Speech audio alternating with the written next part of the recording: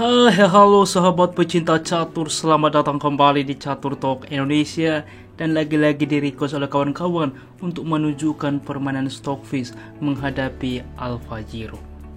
Dan tanpa berlama-lama, mari kita simak bersama di Catur Talk Indonesia.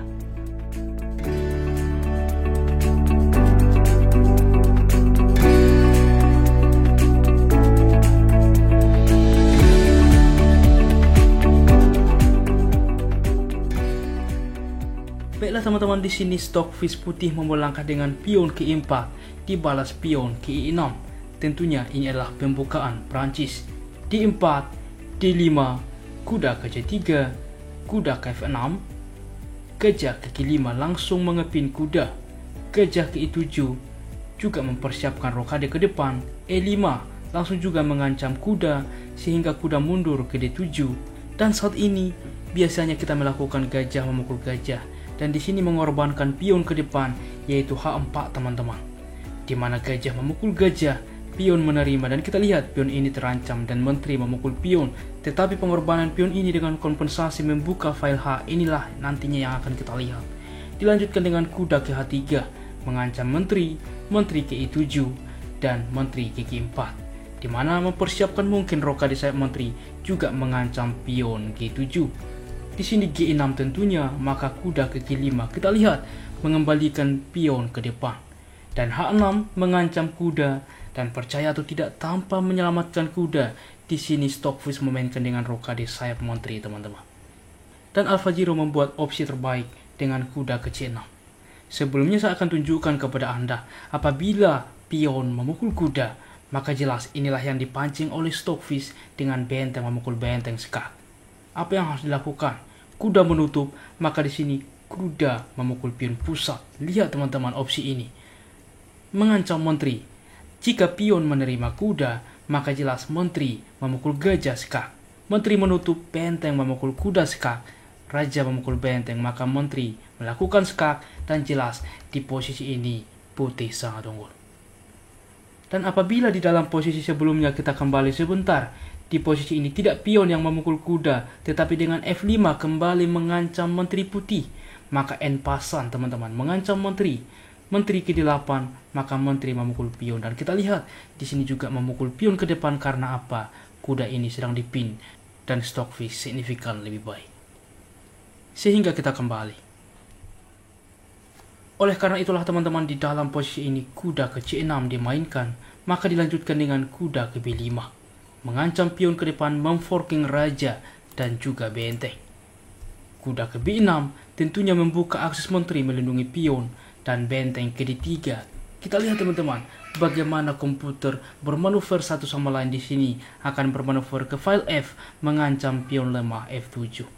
Di sini H5 mengancam menteri dan percaya lagi-lagi langkah spektakuler tanpa menyelamatkan menteri. Benteng ke F3. Lihat teman-teman, apa yang terjadi. Di sini A6 kembali mengancam kuda. Lagi-lagi saya akan membahas kepada Anda, apabila pion memukul menteri, maka akan dilanjutkan dengan benteng memukul benteng skak. Raja ke D7, benteng memukul pion, dan di sini menteri akan kembali. Menteri memukul benteng, maka kuda memukul menteri, dan kita lihat di sini perwira cukup pasif, pion bertumpuk, dan di sini putih cukup aktif. Kita kembali. Untuk itulah teman-teman, lagi-lagi pion tidak dapat memukul menteri dengan A6 mengusir kuda. Dan di sini Stockfish lagi-lagi membuat kejutan tanpa menyelamatkan kuda. Di sini menteri sekarang ke G3. Apa yang harus dilakukan oleh AlphaZero? Di sini kuda ke D8 teman-teman. Melindungi pion ini ke depan. Mengapa ini penting?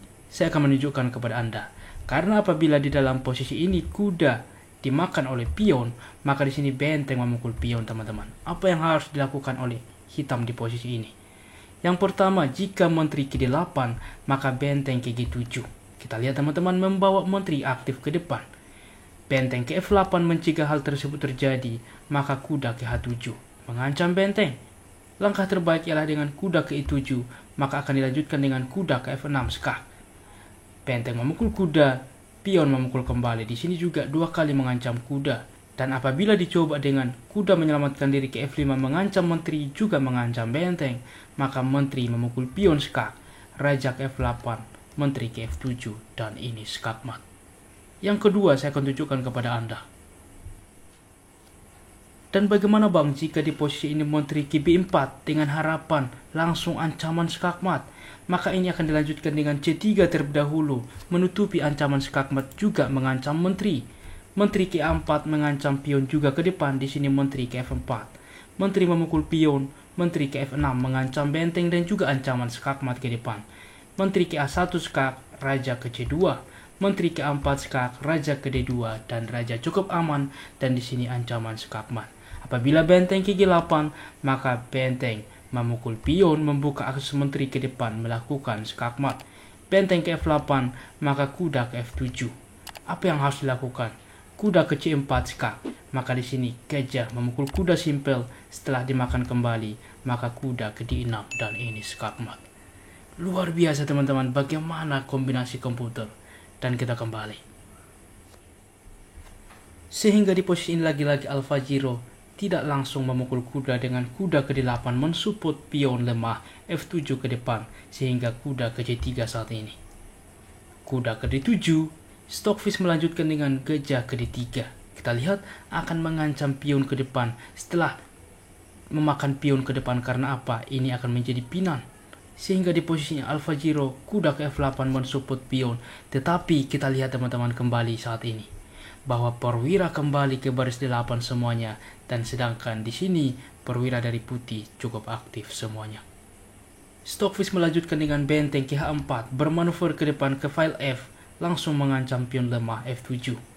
Benteng ke G8 mencoba bermanuver ke depan untuk melindungi pion. Dan lagi-lagi teman-teman, di posisi ini apa kira-kira langkah dari komputer?